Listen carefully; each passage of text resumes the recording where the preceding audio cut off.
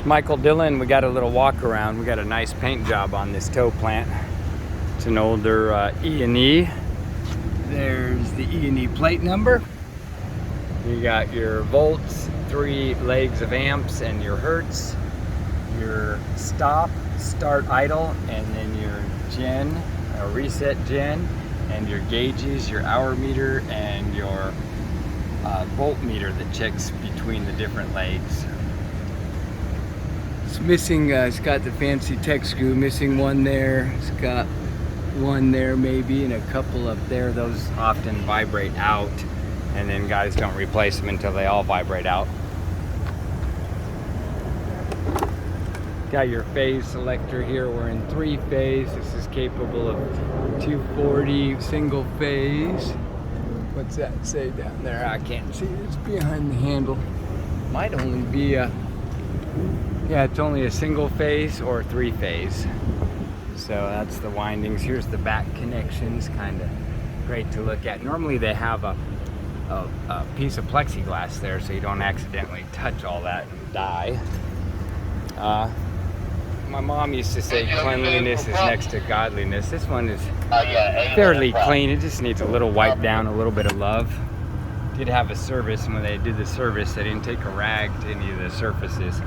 I usually like to clean the surfaces when I do a service, because that's the right time to do it. It's a pretty nice looking plant though, on the outside. It's got a nice spare tire, that's always important. It's got the bling wheels. Belts look good. Again, it's just a little wipe down. This one, my pet peeves is greasing those pillow blocks and the zerks in the U-joints. A lot of guys don't do that. I do it every service. They say every 500 or every 1,000 hours. We'll make sure all these are in the lock position. And checking the oil. Let's see where the dipstick is on this guy. I like to do a nice visual inspection.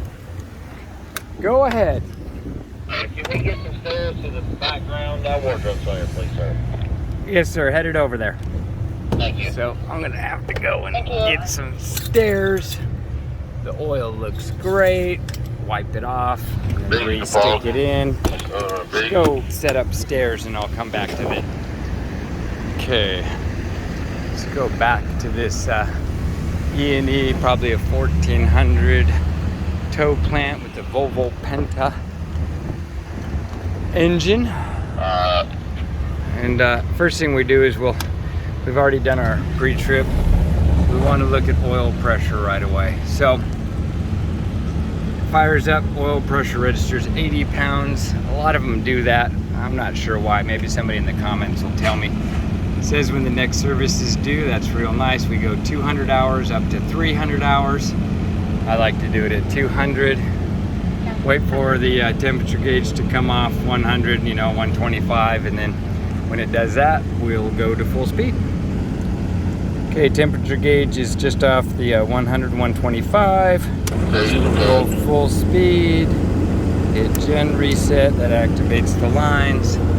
Check your voltage. You're at 120 on the first leg, 120 on the second leg, and 121 cross phases. You're 209, supposed to be 208, so just a hair hot, but that's perfect. It's showing it's pulling some amps, which is funny. 8 amps, 5 amps, and 1 amps. They probably need to be recalibrated 60 hertz. That's not true because there's nothing hooked up to it, so there is no draw. So they're a little bit off. Let's doing a visual inspection. Nothing's falling apart. I just look in it when it's running and make sure the oil filters, fuel filters are good. Looks real good. So this thing doesn't have any roll-ups. So when we put it in a gutter, I guess they're using a roll-up there. Normally I like to have a pad underneath the front to isolate the generator. Ugh.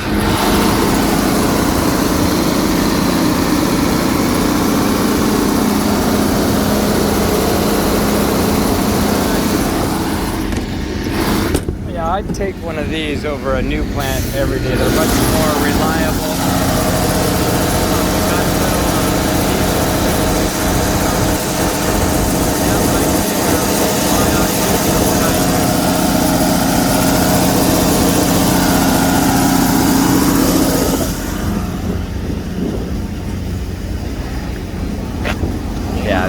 funny.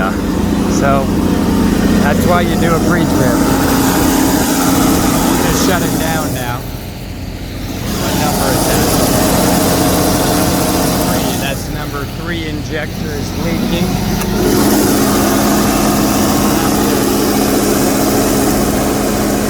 We'll have to fix that. We'll have to fix that because that's not supposed to be. So thank you for watching this video. Shutting it down. That's a first for me. So this is your injector rail, and that one's loose. Yeah, buddy. Thanks for the subscribe. Thanks for the thumbs up, the share, and the like. And we'll see if we can't fix that and make another video.